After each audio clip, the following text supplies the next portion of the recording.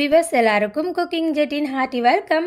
இந்த வீடியோவில் பாசிப்பருப்பை வச்சு டேஸ்டியான ஹல்வா எப்படி செய்யறதுன்னு பார்க்க போகிறோம். இதோட டேஸ்ட் பார்த்தீங்கன்னா பாசிப்பருப்பு வெல்லத்தோட ஃப்ளேவர் கூட நெய்யோட வாசனையில் சாப்பிட்றதுக்கு ரொம்பவே அருமையாக இருக்கும். வீட்டில் இருக்கும்போது சிம்பிளாக ஒரு இனிப்பு சாப்பிடணும் அப்படின்னு தோணுச்சுன்னா நீங்கள் தாராளமாக இந்த ஹல்வாவை ட்ரை பண்ணலாம். அப்படி இல்லைன்னா சண்டே டைமில் செம்மையாக ஒரு லஞ்ச் ரெடி பண்ணிவிட்டு அது கூடவே நம்ம ஸ்வீட்ஸும் ரெடி பண்ணுவோம் இல்லையா, அதுக்கு எப்போவுமே செய்கிற மாதிரி ஸ்வீட் செய்யாமல் கொஞ்சம் டிஃப்ரெண்ட்டாக இதை கூட நம்ம ட்ரை பண்ணி பார்க்கலாம், நல்லாயிருக்கும். இந்த ரெசிபி உங்களுக்கு பிடிச்சிருந்ததுன்னா மறக்காமல் லைக் போட்டுருங்க. நம்ம சேனலில் அப்லோட் பண்ணுற ரெசிபி வீடியோஸ்லாம் பார்க்கணும்னா சப்ஸ்கிரைப் பண்ணி பெல் பட்டனை அழைச்சி வச்சுக்கோங்க.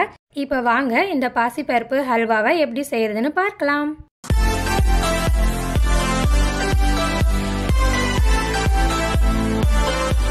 பாசிப்பருப்பு ஹல்வா செய்யறதுக்கு முதல்ல பாசிப்பருப்பை வேக வச்சுக்கணும்.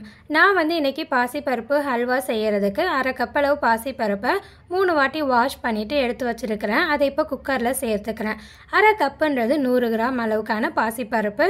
நீங்கள் வீட்டில் இருக்க டம்ளரில் கூட பாசிப்பருப்பை அளந்துக்கலாம். அளக்கிறதுக்கு எந்த டம்ளரை யூஸ் பண்ணுறீங்களோ மற்ற இன்க்ரீடியன்ஸை அளக்கிறதுக்கு அதே டம்ளரை யூஸ் பண்ணிக்கோங்க. இப்போ இந்த பாசிப்பருப்பு வேக வைக்கிறதுக்கு 2 கப் அளவுக்கு தண்ணி சேர்த்துக்கிறேன். நீங்கள் டம்ளரில் பருப்பு அளந்துருந்தீங்கன்னா எந்த டம்ளர் பருப்பு அளந்தீங்களோ அதில் 4 டம்ளர் தண்ணி சேர்த்து பருப்பை 3 விசில் வர வரைக்கும் வேக வச்சுக்கோங்க. 3 விசில் வர வரைக்கும் பருப்பை வேக வச்சுட்டேன்.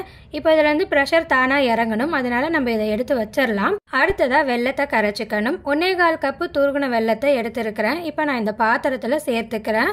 இது பார்த்தீங்கன்னா அப்ராக்சிமேட்டாக 200 கிராம் அளவுக்கு இருக்கும்.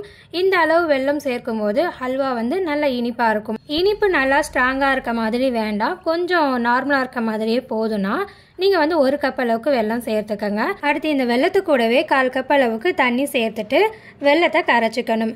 வெல்லத்தில் 1/4 கப்புக்கு அதிகமாக தண்ணி சேர்க்காதீங்க. தண்ணி அதிகமாக சேர்த்திங்கன்னா இந்த ஹல்வா கிண்டுறதுக்கான டைமும் அதிகமாகிடும். அதே நேரத்தில் டேஸ்ட்டும் பார்த்தீங்கன்னா கொஞ்சம் சேஞ்ச் ஆகிடும். அதனால சொல்லியிருக்க அளவுக்கு மட்டும் தண்ணி சேர்த்து வெல்லத்தை கரைச்சிக்கோங்க. இப்போ இந்த வெல்லம் நல்லா கரைஞ்சிடுச்சு. நான் அடுப்பை ஆஃப் பண்ணிவிட்டு இந்த வெல்லத்தை எடுத்து வச்சிடுறேன். இது இருக்கட்டும். அடுத்ததாக நம்ம பருப்பு வேக வச்சோம் இல்லையா, குக்கர்லேருந்து ப்ரெஷர் இப்போ ரிலீஸ் ஆகிடுச்சு. அதனால் இதை இப்போ ஓப்பன் பண்ணிக்கிறேன். பார்த்தீங்கன்னா பருப்பு நல்லா வெந்திருக்கு. பாருங்கள், நான் உங்களுக்கு காட்டுறேன். நல்லா பூ மாதிரி மலர்ந்துருக்கு. நம்ம இதை மசிச்சோம்னா நல்லா மசிஞ்சுக்கும். இந்த அளவுக்கு தான் பருப்பை வேக வச்சுக்கணும், ரொம்ப குழைய வேக வச்சிடக்கூடாது. இப்போது இந்த பருப்பு இருக்கட்டும். அடுத்ததாக முந்திரி பருப்பை வறுத்து எடுத்து வச்சுக்கணும். இந்த ஹல்வா செய்யறதுக்கு நான் 6 டேபிள் ஸ்பூன் அளவுக்கு நெய் எடுத்துருக்கிறேன். அதில் 2 டேபிள் ஸ்பூன் அளவு நெய் மட்டும் இப்போ இந்த முந்திரி பருப்பு வறுக்கிறதுக்காக சேர்த்துக்கிறேன். நெய் உருகிடுச்சு. இப்போ இதில் நான் முந்திரி சேர்த்துக்கிறேன். நான் 10 முந்திரி எடுத்துருக்கிறேன். உங்களுக்கு முந்திரி அதிகமாக சேர்க்கணும், அப்படி இல்லைன்னா குறைச்சி சேர்க்கணும்னா அதுக்கு ஏற்ற மாதிரி எடுத்துக்கங்க. முந்திரியோட கலர் நல்லா சேஞ்ச் ஆகிடுச்சு. இதை எடுத்து ஒரு பாத்திரத்தில் வச்சிடலாம். அடுத்ததாக தீயை குறைச்சி வச்சுட்டு 1/4 கப் அளவு கோதுமை மாவு சேர்த்துக்கணும். டம்ளரில் பருப்பு அளந்துருந்தீங்கன்னா எந்த டம்ளரில் அளந்தீங்களோ அதில் பாதி அளவுக்கு கோதுமை மாவு சேர்த்துட்டு நல்லா கோல்டன் ப்ரௌன் கலர் வர வரைக்கும் வறுத்துக்கங்க. இந்த கோதுமை மாவு வறுக்கும் போது கைவிடாமல் மிக்ஸ் பண்ணி விட்டுக்கிட்டே இருக்கணும். அப்போ தான் கோதுமை மாவு கருகிடாமல் இருக்கும். இப்போ இந்த கோதுமை பார்த்தீங்கன்னா நல்லா கோல்டன் ப்ரௌன் கலருக்கு வறுந்து வந்துடுச்சு. இந்த மாதிரி வறுந்து வர்றதுக்கு 5லேருந்து 8 நிமிஷம் வரைக்கும் ஆகும். இந்த அளவுக்கு கோதுமை மாவை நல்லா வறுத்ததுக்கு அப்புறமா இதில் நம்ம ஏற்கனவே வேக வச்சு எடுத்து வச்சிருக்கிற சிறுபருப்பை சேர்த்துக்கணும். நான் இப்போ இதில் சேர்த்துக்கிறேன். அடுத்ததாக இந்த பருப்பையும் மாவையும் நல்லா மிக்ஸ் பண்ணி விட்டுக்கணும். இதை நம்ம வதக்கலான்னு தேவையில்ல, நல்லா மிக்ஸ் மட்டும் பண்ணி விட்டுக்கிட்டா போதும். நல்லா மிக்ஸ் பண்ணதுக்கு அப்புறமா இதில் நம்ம ஏற்கனவே ரெடி பண்ணி வச்சிருக்கிற வெள்ளை தண்ணியை இதில் சேர்த்துக்கணும். நம்ம இந்த வெள்ளை தண்ணி ரெடி பண்ணுறதுக்கு 1/4 கப் அளவு தான் தண்ணி சேர்த்து ரெடி பண்ணியிருக்கிறோம். அதனால இது கொஞ்சம் திக்காக இருக்க மாதிரி தான் இருக்கும். வடிகட்டி யூஸ் பண்ணிங்கன்னா உங்களுக்கு வடிகட்டுறதுக்கு கொஞ்சம் கஷ்டமாக இருக்கும். அதனால நீங்கள் அப்படியே வச்சிங்கன்னா அந்த டஸ்ட் எல்லாம் அடியில் செட்டில் ஆகிடும். அதுக்கப்புறமா மேலாக்க இருத்து நீங்கள் ஊற்றிக்கங்க. அது உங்களுக்கு கஷ்டம் இல்லாமல் இருக்கும். இந்த வெள்ளை தண்ணி சேர்த்ததுக்கு அப்புறமா இதை நல்லா கலந்து விட்டு மீடியம் அனலில் 5லேருந்து 8 நிமிஷத்துக்கு நல்லா மிக்ஸ் பண்ணி விட்டுக்கிட்டே இருக்கணும். இடையில 1 டேபிள் ஸ்பூன் அளவுக்கு நெய் சேர்த்துட்டு நல்லா மிக்ஸ் பண்ணிக்கோங்க. மீதி இருக்க நெய்யை நம்ம அப்புறமா சேர்த்துக்கலாம்.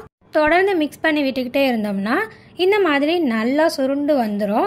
இந்த பதத்துக்கு நம்ம நல்லா வதக்கினதுக்கு அப்புறமா நம்ம எடுத்த நெய்யில் மீதி நெய் இருக்கு இல்லையா, அதை சேர்த்துக்கணும். சேர்த்ததுக்கு அப்புறமா இது கூடவே 1/2 டீஸ்பூனுக்கு குறைவான அளவுக்கு ஏலக்காய் பொடி சேர்த்துக்கணும். 4 ஏலக்காய் கலந்து விதை எடுத்து பொடி பண்ணிக்கோங்க, அது சரியாக இருக்கும். அடுத்ததாக இதில் நம்ம வறுத்து வச்ச முந்திரியையும் சேர்த்துக்கணும். சேர்த்துட்டு இதை மிக்ஸ் பண்ணி விட்டு அடுப்பை ஆஃப் பண்ணிக்கோங்க.